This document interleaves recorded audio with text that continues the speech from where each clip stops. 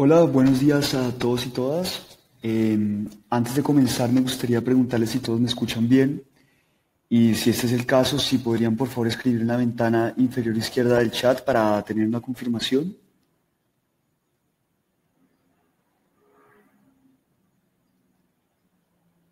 Bueno, vale, perfecto.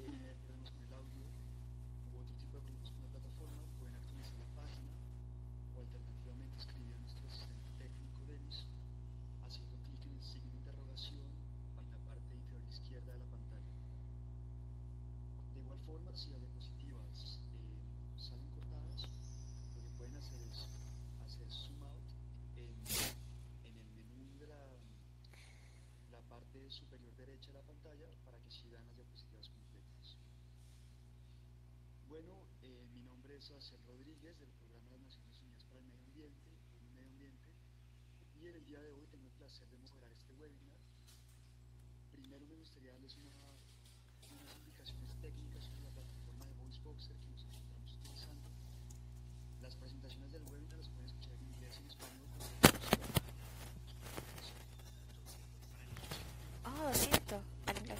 You can click on the inferior on the right side to choose your language. Secondly, we would like to welcome uh, to the people that are participating in this webinar with uh, practical action and Spanish cooperation, CTCN, and and the National Adaptation Global Association.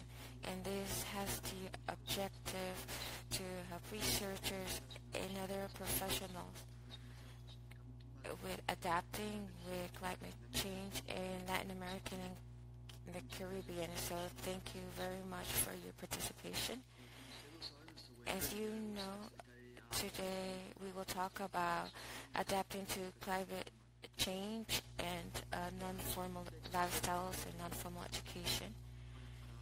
And to give you context to the webinar structure, we have the pleasure of welcoming three experts on the subject. It's important to mention that after the three presenters, we will have a questions and answer section.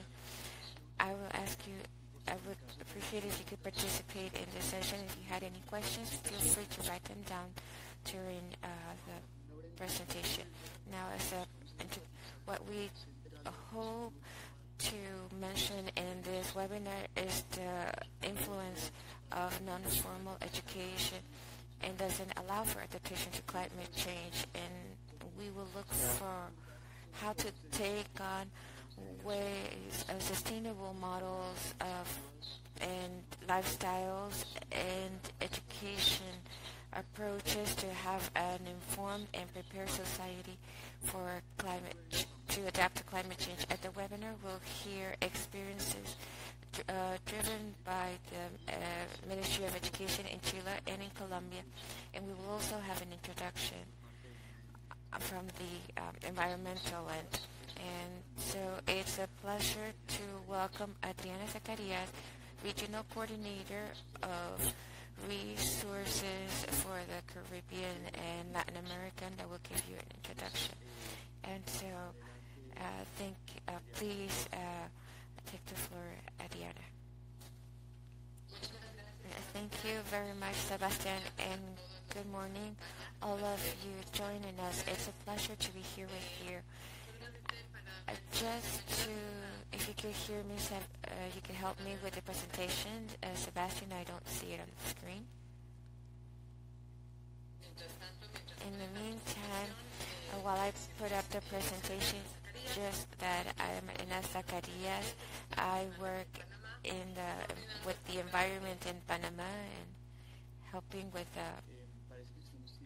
it seems that we are having a problem with Adriana's connection, but in a couple of minutes she will be reconnecting. I'm sorry for the delay. And now I'll let Adriana join us again. Hello, can you hear me now?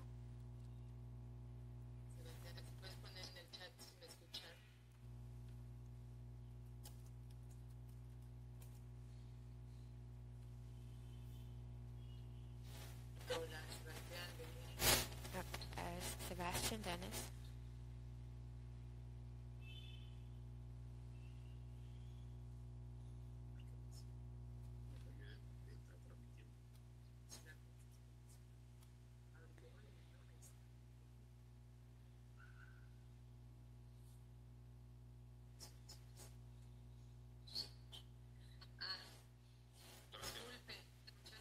Yes, I apologize. I'm sorry for the technical problem. Denise and Sebastian, if you could help me with my PowerPoint presentation, I would appreciate it. I can't see it on the screen. Okay, once again, thank you very much for the invitation to Regatta. Thank you, Sebastian and Dennis. It's a pleasure to be with you, and thank you for joining us. Like I mentioned, I'm here in the regional office for Latin America and the Caribbean, where we talk about efficiency of natural resources and things that are related to climate change. Uh,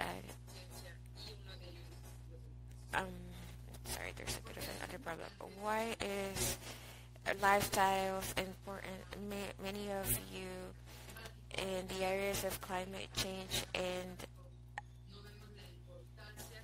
we don't see the importance of our day-to-day lifestyle and the impact and the how we contribute to climate change to help with mitigation or adaptation or residue or emissions. So what we want to do is, I don't think the presentation, my PowerPoint presentation.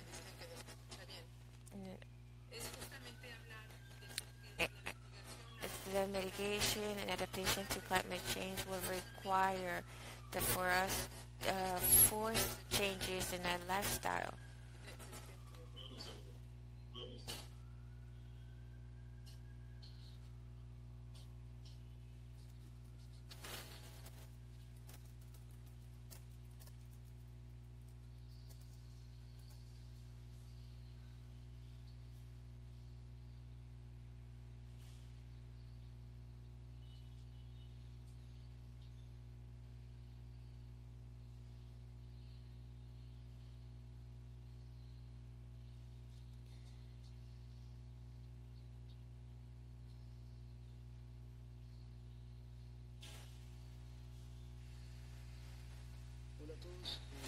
Hello everyone. It seems that we're having an inconvenience with Adriana right now. And so I will give the floor to Kenneth Ochoa so that they can tell us about Kenneth Ochoa works for the University in Columbia, and he will be talking about sustainable lifestyles. So without further ado,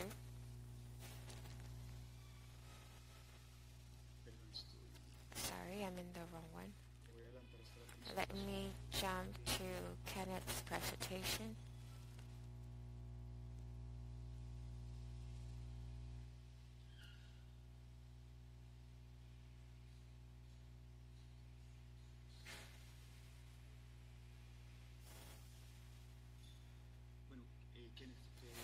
Kenneth, I'll give you the floor, and I'm asking you that you give us the introduction. You also change the slides. Good morning, everyone. First, I would like to know if you can hear me.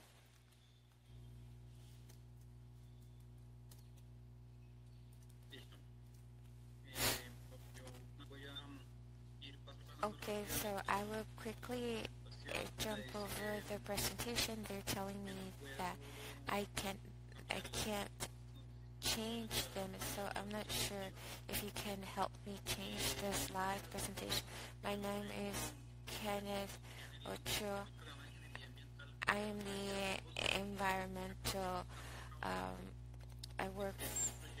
I work in different projects, particularly with the environment, in the process of strengthening a sustainable lifestyle department that and is part of is also part of the national program landscape. And so I'm waiting for my presentation. But first I wanted to share with you about the work. Okay. As part of the One Planet program and how they're currently working with their communication strategy, a national framework that attempts to be sustainable, and I imagine that the program, in very general terms, I want to tell you that there are more than 30 organizations globally involved. We have the stakeholders board as part of the group, and we have been working in mitigation projects for several years, and with the hopes of making it sustainable. With mitigate, one of the things I would like to start with,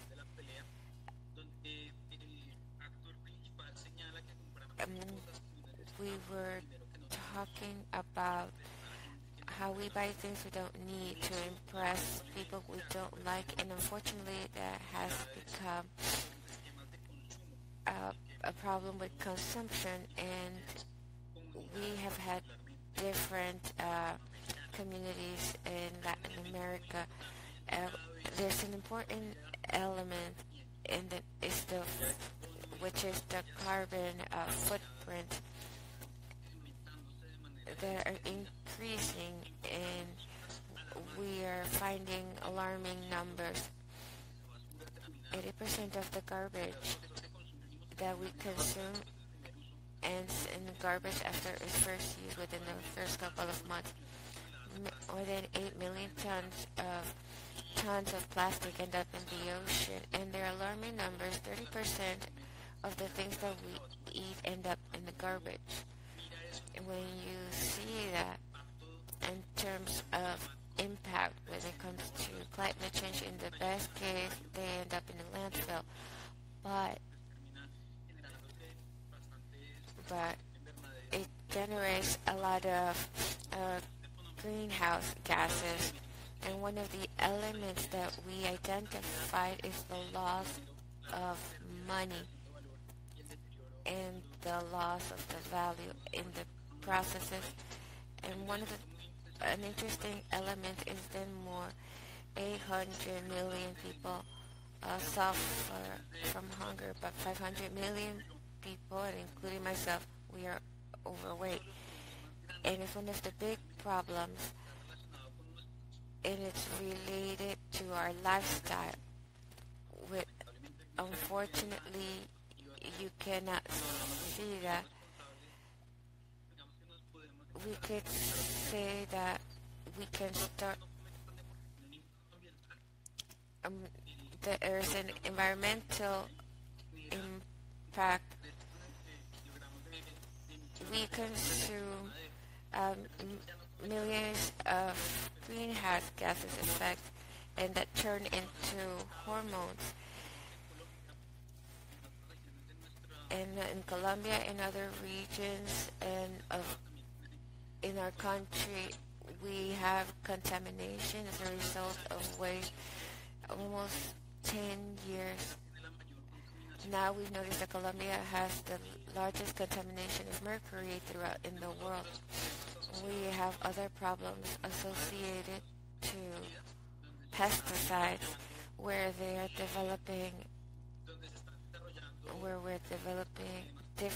we're having different problems evolve because they are being irrigated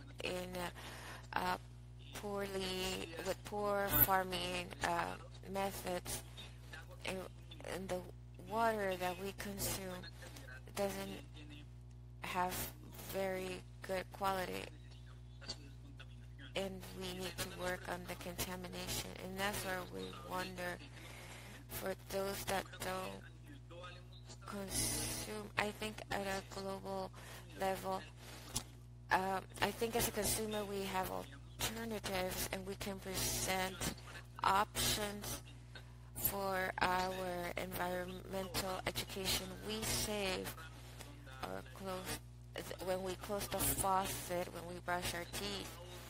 You calculate an annual saving of 21,600 liters. And that saving is in Bogota, where you consume a lot of water throughout the process, and that's about an equivalent of large chunks of money, and it's $30 a year. That doesn't seem like a lot, but when you look at it consumption-wise and look at the footprint, we realize that not only are those type of practices generating our problems, but for example, the consumption of a very high consumption of some things and other activities. We identify our lifestyle, and in this case, our footprint, and we see that we're consuming more water, and that's where we identify a vicious cycle that with unfavorable conditions, and these are related to economy, access from society, how people have accepted the processes, culture, how do we begin to include the elements, and how we make decisions about our nature, about extraction and the use of our resources, technology and politics, our elements. And many of our countries have a lot of difficulty, and that's where kids reach expectations and the expectation is not the same to the reality we face, and we have this aspiration.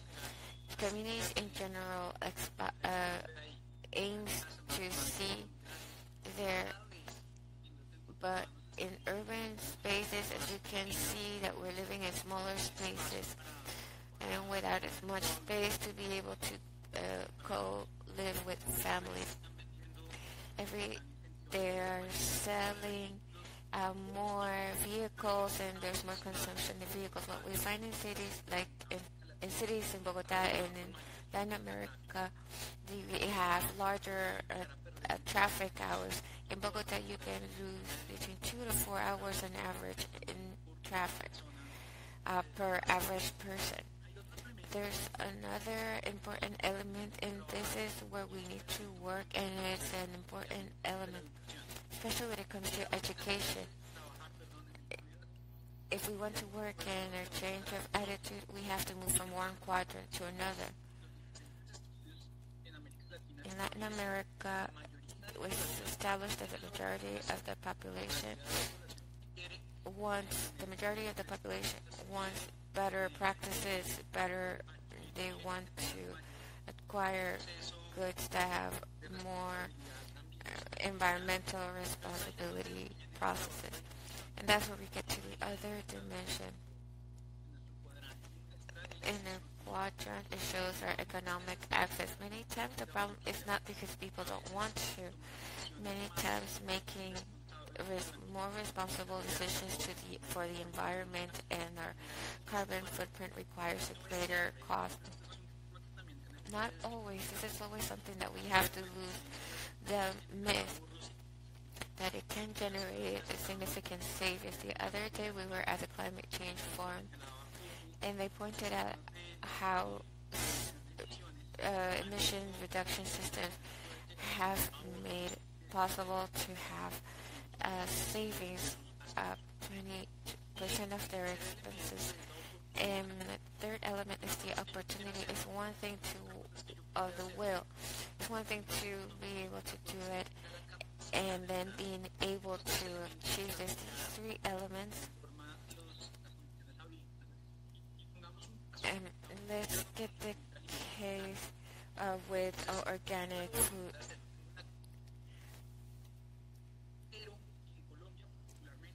In Colombia and Latin American countries, they have access to organic products that are more affordable, and then they avoid the use the pesticides. Sometimes those elements have an important element that in many cases is internalized in the cost, which is what should be the case. So a lunch on average here can cost between $3 and $4. An organic lunch can cost $5 to $6. And so many times it's not because of access. So I do have the economic access, and when the price is manageable, but then it comes to the actual opportunity. Near my work, for example, there are no places that have offer these kind of alternatives. And also the government is how do we motivate in these type of progresses? One of the things that we have been working on is how do we create growth from environmental impact? How do we get to increase our well-being, our GDP, and reducing the consumption of products that create an environmental impact. They've pointed out that sustainable lifestyles, that some of our behaviors reduce the environmental degradation. And there will always, any consumption of any element that we may have will create environmental degradation. But we're looking to reduce these impacts. And that's where the program that we're managing has paid attention in mitigation in transportation, food, leisure, consumer goods, and housing.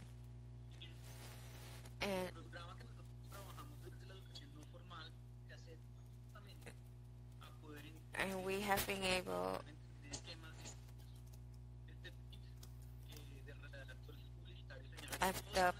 everyone talks about we are used and sorry, there's some audio problems. We are not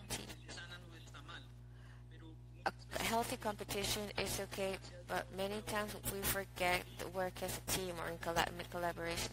Currently, we have seen how business models have changed. You probably know about Instagram, Uber, or Airbnb. These are companies that were not there 20 years ago. There were no cameras. The biggest hotel was only had a squared meters to their name. As you can see here, and there's something here that's very interesting. We have plants that one is modified, the other one is not.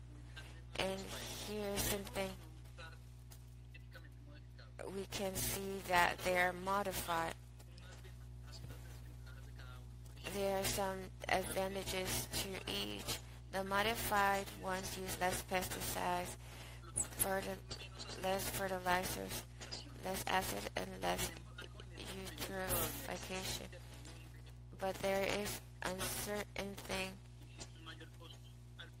in that it leads to greater cost to the product. And then the ecological environmental impact is less. It's something that we cannot change, and when we're working in adapting our processes to climate change, that's what we're talking about. This is Levi's campaign where they're trying to promote the reduction of water consumption. Not only do they motivate with the from the production itself, the focus that many companies have had, for example Levi's, is to reduce the impacts and the footprints that they're generating. And these are elements that these are things that the consumer is taking into consideration now. 3 years ago, consumers still consider price as the first option. but with more the time they're putting more relevance to the social and environmental impact, and that's where we have to think in the updating of devices. For example, before we use many devices, now we can do everything. It's just one single device, and this is a way that we have been working to change the way that young people think, and that's where our project of how urban youth can promote a more sustainable lifestyle starting in Bogota. And we work with the Ministry of Environment in Colombia and with university as a serving in the board, and we work with different networks from our technical community. It's a national youth network, RC Bogota, and then in the UN and the university, and it's around 20 universities in the country of Colombia that work to implement the national production of sustainable consumption. All of these people that work and throughout the process can be found there. Our project leaders and managers, and also the people at a level of researching how we can work in the non-formal areas with young people. We have undergraduate, postgraduate levels. By the end of the year, we had the participation of 1,000 young people. The results that we have had is we hope for the young people to appropriate this lifestyle concepts to reduce their carbon footprint. And we've worked with strategic action and implementing and the tangible results. We have reduced the carbon footprint in the transportation of the kids, and based on that we started to calculate the scenarios where young people become part of the universities, and we start to change one of the variables. What if we reduce our beef consumption? What if we change to a completely vegetarian diet or alternatives?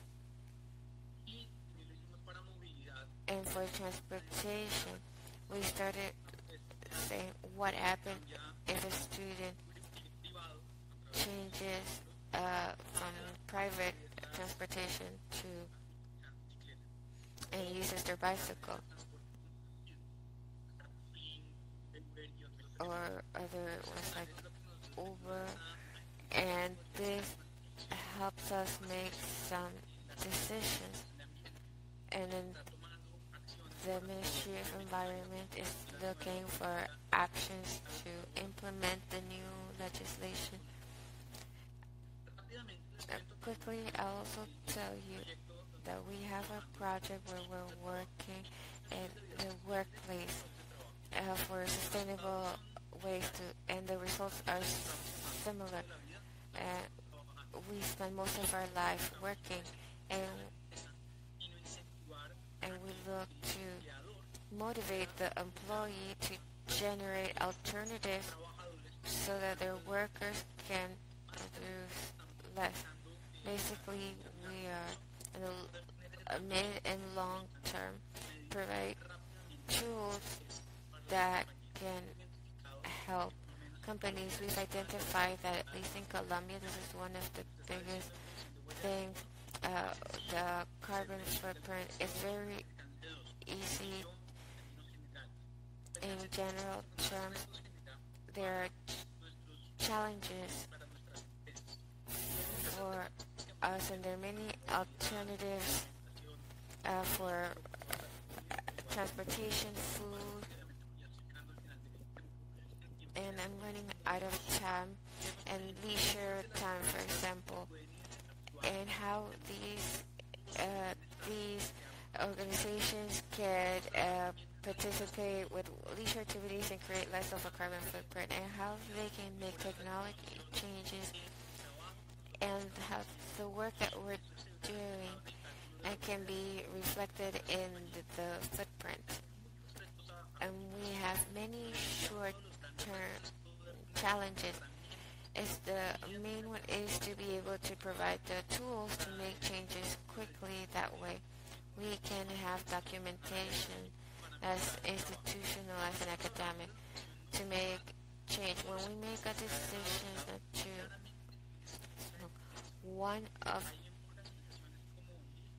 their in Inland, for example, has worked on how to reach non-formal education and through employees, and that's something that we have at a goal that we have at a national level. And our environmental education, the national level, um,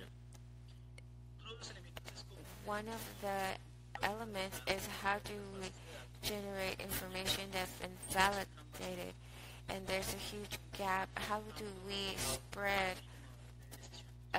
this information to decision makers? So I would like to ask you then, what are you going to do?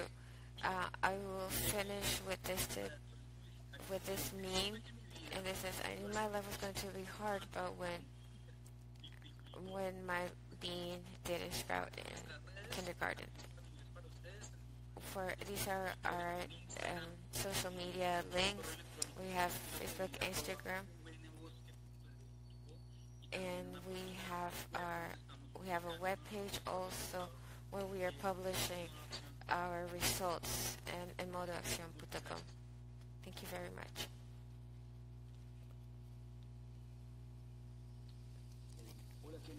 Hello, Kenneth. Thank you very much for your presentation. And now what we'll do is give the floor to Roberto Gonzalez. Roberto is the president of environmental education in Chile, and he's talking to us about the projects that are being led by the Ministry of Environment in Chile. So I am going to be changing the slides this moment so we can get to Roberto's presentation. And in the meantime, I also wanted to ask if you have any questions. If you could please don't forget to write it in our chat so that we can then read them in our Q&A session. Also, I would like to ask about Kenneth's presentation and ask about what he last mentioned about linking the private sector in our strategies, local strategies, and then we can involve different sectors and tackle problems from a more integrated perception.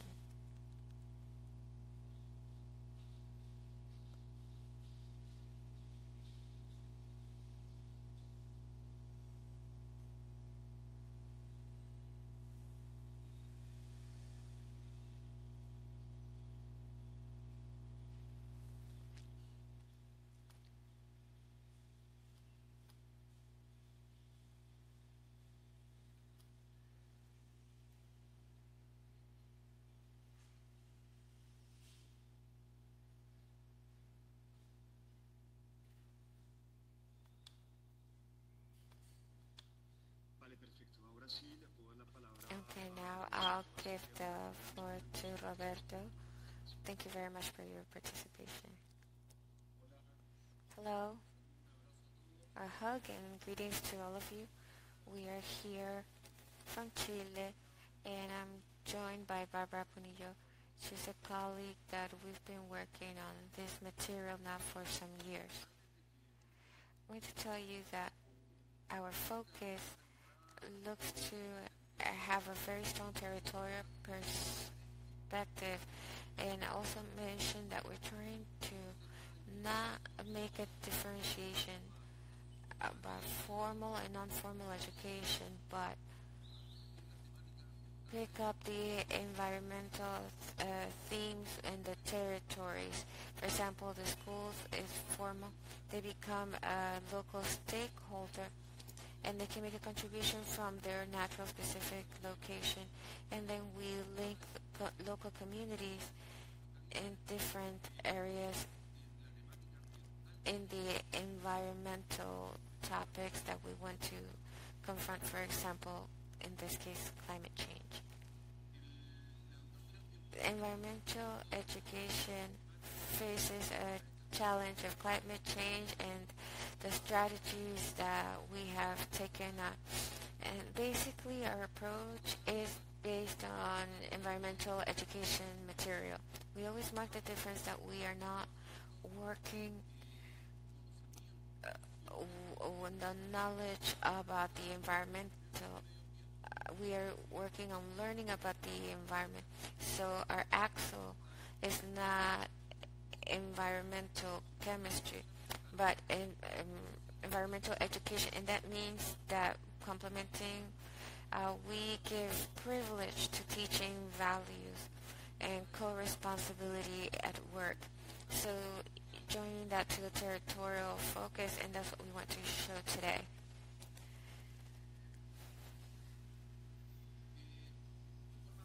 And briefly, just to highlight what we will tell you about climate change, tell you that we have taken the option from multiple focuses that discuss the spaces that humans learn in, and you can see we acknowledge that there's a lot of work to centralize the information, so when a person learns from social relationships that also generate learning, and we on that framework have sought to make a contribution, understanding that there are two categories, but two categories that every human in their thinking process applies, and that is space and time.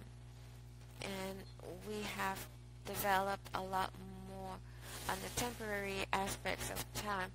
Psychology and educational psychology has contributed, but we think that there's a variable, a category that is fundamental relevance, and that's spatial, the space-time concept of where the learning process of any human being takes place, be it your home, your neighborhood, or your school.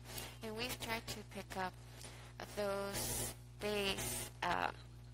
that space concept and see how we generate strategies, acknowledging the space of a location and where learning takes place, and taking that space to the education environment.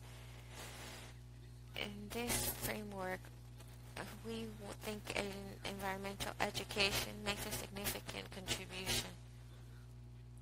It gets to break a problem that we have in Chile and education and environment, and that there's a disconnect, and then how these are lived.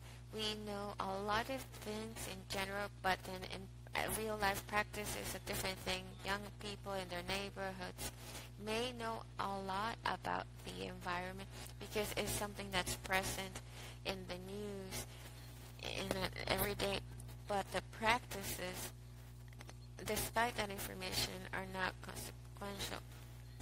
So we talk about junk food, but we know the consequences, but we still like it and we still use it in our life. And there's several topics that we're using as an example where we know that just accumulating knowledge is not enough, but the important contribution is that where we feel obligated that we have to live, implement, and have consequential actions with that knowledge and on our daily steps.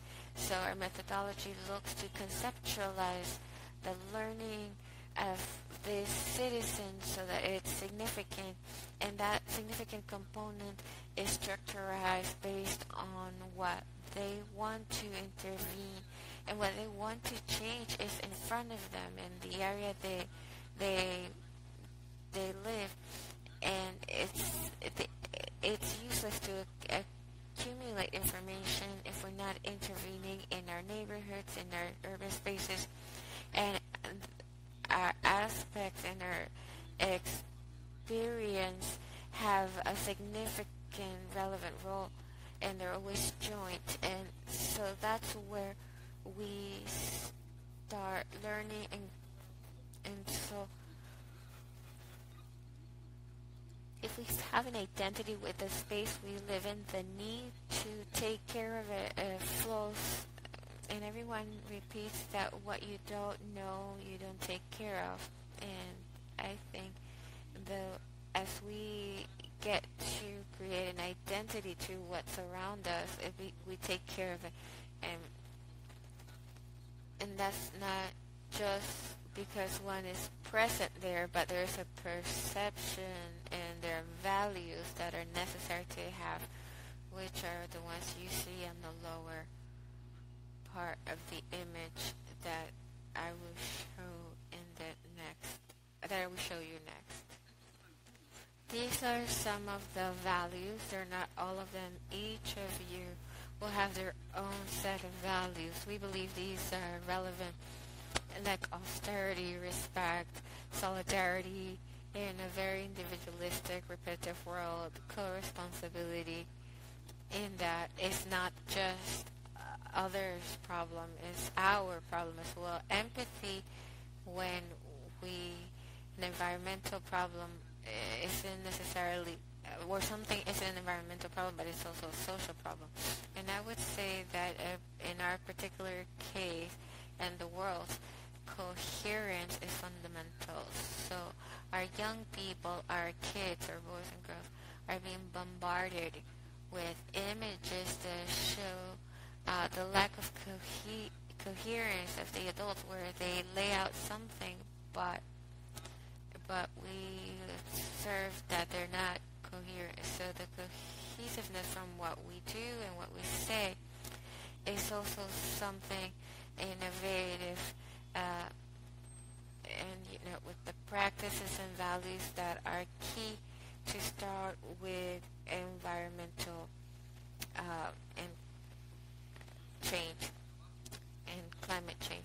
What are some of the lines of the education we worked on so far? Even though I would show them individually, they all contribute to a whole system, and we try to give life to it in the territory. We don't always have the tools. It's not always easy, nor the territorial, local government contributions, but our focus is always that from different instruments that we have for environmental education, that we may be able to strengthen this work. What I am going to show you is what the environmental education department does. Our department is located in a division of environmental education and citizen participation.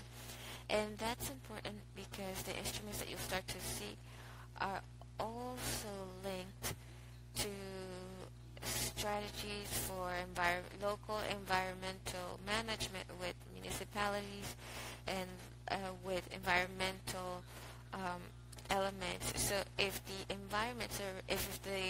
government's already implementing these elements, then the work that we do in that society community is easier. In the local framework of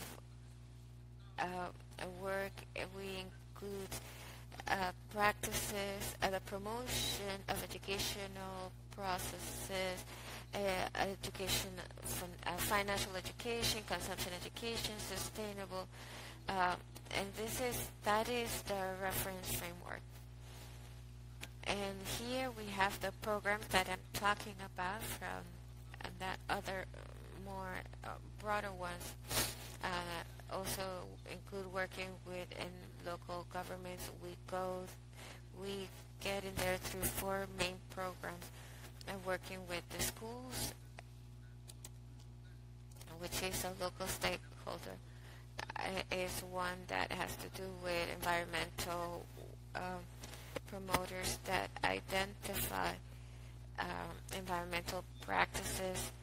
It could be an organization of multiple origins, get it steered towards arts and sports, but it also has a line of work and in there in working with the communities, even with elderly people and community contributions.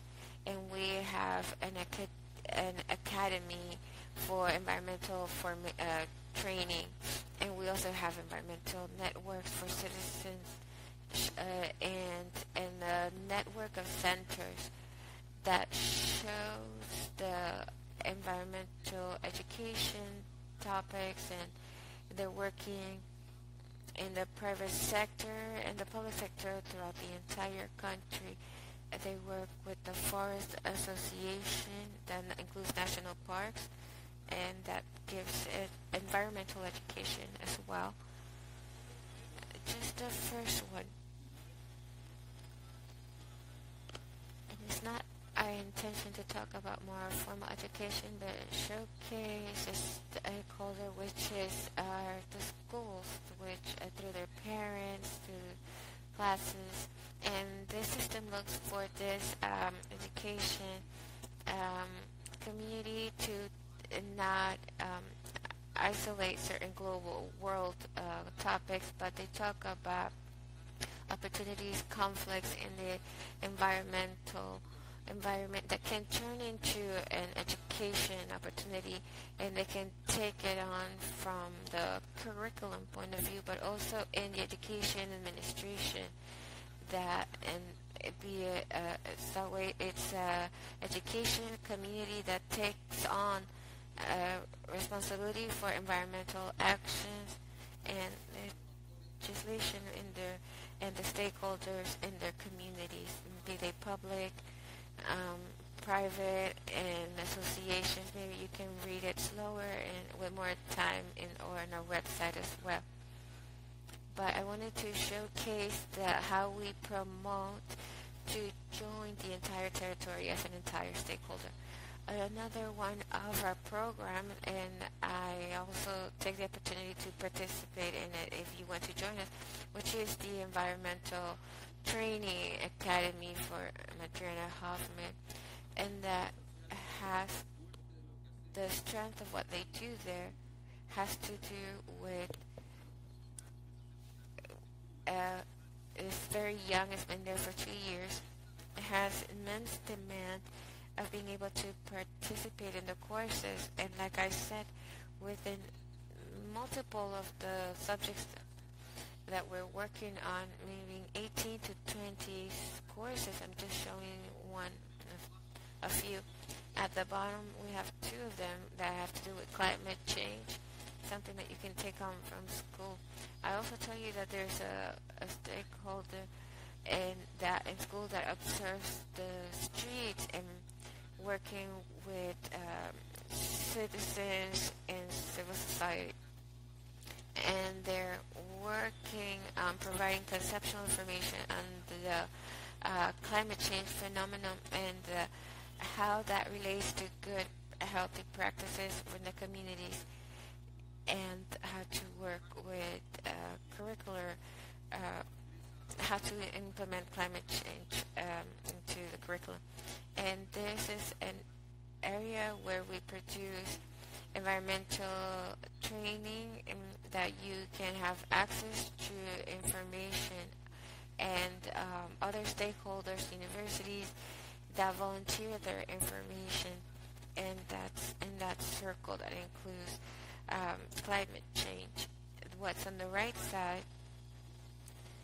is part of how we build our courses, and it's very participatory, and we've had very good comments and results about the implementation of these courses. So the community is intervening, be it one municipality with their government officials or the social organizations that are interested, or the schools that we want to participate, and the teachers. What I want to share is that we have a transversal approach to this subject, and they're each free and autonomous, and they create their own strategies, but this is sort of the chain. And tell you a little bit about the network of centers that we are currently working with. 44 centers that participate throughout the country, and we also have incorporated and private sector, and having centers that are public and private, we not only are able to show the activities through the webpage, but we meet once a year and we train in things that they request, like in our own areas. So if you this strategy allows us to reach climate change, provide the tools and educational resources that we generate so that they can also share it with the public that visits them.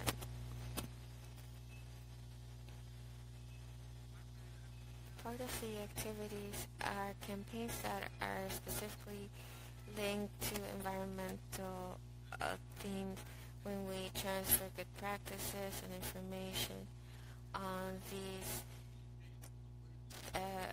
topics we want to cover. Since the ministry cannot cover certain things because of budget reasons, then where can you find this information on the environment or climate change information in general? And there are these local communities that can reach this information, have access to it, and have the approval from the Ministry of the Environment. Now, these centers, we also created libraries that provide a lot of information on climate change. And this is what the Ministry of Environment does in Chile. Yes, they do it in coordination with the Ministry of Education and the Ministry of Energy and other ministries, but our intervention approach is through an intersection-like practice, that we always work in coordination with other ministries, and of course with the Ministry of Education and other ministries that have affect local communities and non-formal environment or areas, and we work together. And about supporting material to implement these strategies has to do first with having a place where we upload information for the citizens in general, and schools and different topics, environmental topics. Climate change is a relevant topic, and then we have bring up topics for learning purposes. This year we're starting a consultant work to gather information for civil society organizations where they can find information for, it's part of the images that you can see in the right part of the image. They're part in the information that has to do with climate change. There's stories, videos for kids, young people, and different participants or stakeholders, because we work with the object, we work by subject. For say, if we're talking about climate change, if you go there, you'll find videos, stories, a whole group of elements that will contribute to the learning experience on this subject of climate change. And animations, video games, PowerPoints, Kamishibai, these are stories, and it complements for this to be more educational. We also have brochures. The image looks short here. It's a series of booklets that we share, and we have a digital format, which is what we have the most. and paper. That in general, as a last resource, because we don't want to have them in quantities. But this booklet also promotes learning about climate change and provides information on good practices in the communities. We also have an eco video space where you can go to our webpage and you can put up information. You can see there in yellow for environmental education. You can have access to 10 of the latest works that we've done as videos and books available under environmental education. And there's a book there that will show you about climate change and a video on climate change that are videos that maybe last sometimes 5 minutes or so, just to open up a conversation in the community. We presented to a group of neighbors in a neighborhood and start a conversation with them to pick up on their opinions. And then we have an eco library when you can discuss climate change once again. We are talking with, we showcase our productions and other works by the ministry that generate documents, books, and a strong knowledge management. These are some of the materials that you can find. And if you go into our ministry on the environment in different areas, and I'll continue to show you that one of the materials that we're also working with, and it's available, is this book, A Climate Change Guide. And I mentioned, aside from being complementary for the public and private centers that we send material to, in addition to being complementary to the people that take courses in the Adriana Hoffman Academy, this complements it as well. And it's a context that is richer and allows everyone in civil society and teachers and their curriculum so that they can have more information and be able to take it on better. And these are all things that you can use. This is what I mentioned. It gives you some images so you can see some of the design.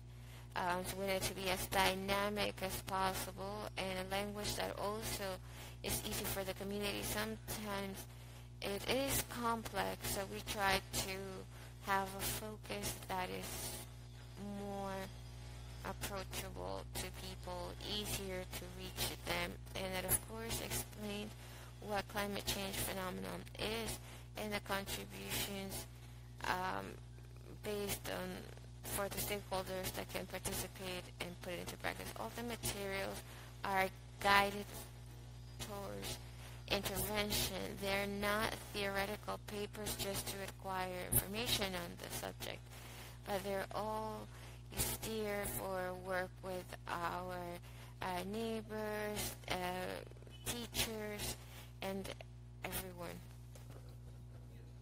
Also, we have the design that we work with the teams inside the ministry with the climate change office, and our ministry has created material that's a bit more complex, that in some communities, in families, neighborhoods, schools have decided to implement. It has a game that lets you determine your footprint, your ecological footprint, carbon footprint, and then you can do tests of emissions, and you can do the real values that you have in this community, the real numbers, and it lets you know what is your contribution, you could say, to the carbon footprint. Here you can see that there's a design to work with different types of families. The family that travel a lot, world trotters that travel a lot, that fly. There are families that are a bit more concerned use the bicycles, then we have to find out what their carbon footprint is. And families that travel, but they travel more nationally with national tourism, and see how they contribute and how they're aware and have an awareness of what they're generating. And another environment is the school environment, where we have three types of schools. We have a school, Puma school, that has a strong influence with environmental impact. There's a school that has some concern, a large number of students that walk or use the bicycle, and then a school that's more ecological, that has some solar panels on the roof, and also contributes. So these educational communities joining some of our workshops start sort of joining these guidelines and improve on the carbon footprint. And so sometimes you can see it's a very general thing or something that hits the news, but not something that affects you personally. And it's key to have this so that it generates commitment. And like I said, these instruments, we take the risk of being that it can be implemented in the communities, and they're the ones that, as they work on it, they generate actions, critical opinions, and concrete measures, and so that they can contribute or face and contribute and be able to face climate change. And any questions, we wanted to cover this topic from environmental education, and we'll be open to your questions and listening in, and maybe we can send at any moment we can send you this information. We would be happy to learn what you're doing and the materials that you're generating. Thank you very much.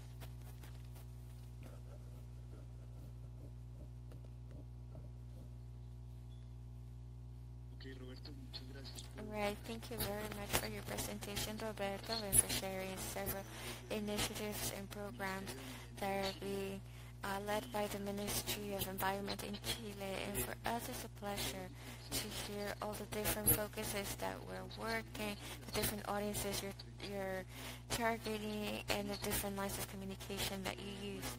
And it seemed really interesting to hear about sustainable schools and how you try to focus on this and involve this program this way. It's really important that sometimes we don't just highlight it in a contextual way, but to also include in different communities and different environments.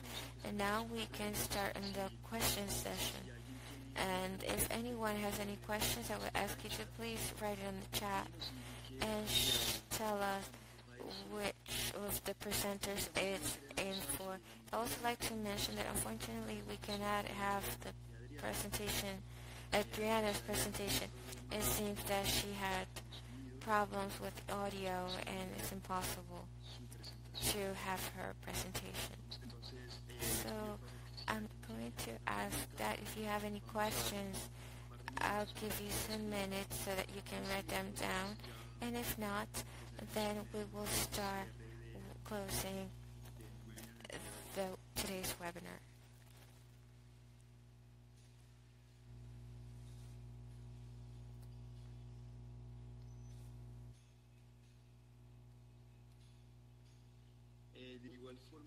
Okay, either way, and to take advantage of some of the time, if Kenneth or Roberto want to add something else to your presentation, you can let me know and I'll give you the floor again if there was a point that you'd like to emphasize or highlight. Either way, I'll also inform you that these presentations will be put up on the official community portal for the PENAC practice, and you can once again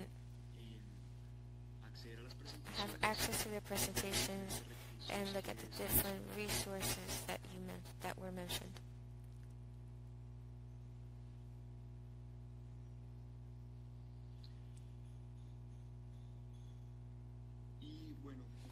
And okay, and like Adriana mentioned, as closing, I also wanted to mention a bit that we have an idea linked to her presentation, and that we have to be aware and conscious that cities are the responsible for the 60% of greenhouse gas emissions, and that's 50% of the population worldwide. And we hope, we're thinking this will increase 80% by 2050. This leaves us in a very vulnerable position that demands changes in our consumption and production systems so that we can have effective change. And that's why it's important to highlight the role of education and having effective changes and to put into practice. And Adriana also, like Adriana mentions, like this webinar is in the environmental network that has a focus in different ministries that promotes this change and highlights the importance of education and to promote effective changes to achieve important environmental changes in society, be they related to climate change or the production and consumption of resources. And if no one else has a question, I would like to once again thank our presenters and all participants for their participation. And please have a good day. Oh, I see that the Roberto would like, yes, please, you can have the floor, Roberto. Hello, once again. It's just that, while aside from the work that Adriana Zacarias has been done with our second network and with sustainability, that we want to showcase that we're doing a very close knit work there, because when you talk about non-formal education, even adding the significant way that urban communities and have in the world that we live in, production, particularly for us that intervene in environmental education, we work very close with the topic of consumption in some of the markets that are overly dimensionalized. Barbara, my colleague, mentioned that there's some significant work that we have with this network. Yes. Just very briefly, just mention that in the Ministry of Environment, there's a policy of consumption and production, and they do private and public works that are important, especially in a public that has a lot of organization and taking up this work. We also have a group within the Ministry of Education, and it's also within the 2030 agenda as a topic to work we're doing a lot of work in the ministry to work pro this 2030 agenda. Thank you. That was all. Well, thank you, Roberto, once again. And okay, then, thank you for your presentations and and to all our participants. Have a great day. I wish you a great day, and I hope to see you on Monday for your webinar. Have a good day.